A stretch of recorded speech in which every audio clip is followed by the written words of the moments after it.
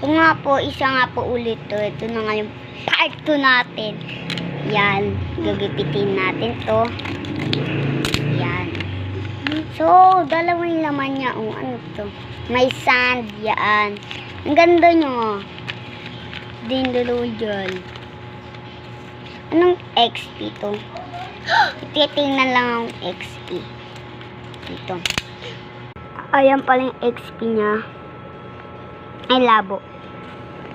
Ano yung XP niya? 5,000,000. Ewan ko ang XP niya. So guys, yung isa namang bubuksan natin. May helicopter kasi doon sa labas. So, buksan natin to. Oops! Ganito lang laman niya, guys. Yan. So, comment na naman dyan, guys, kung sino na ganun dyan. Basta, bye!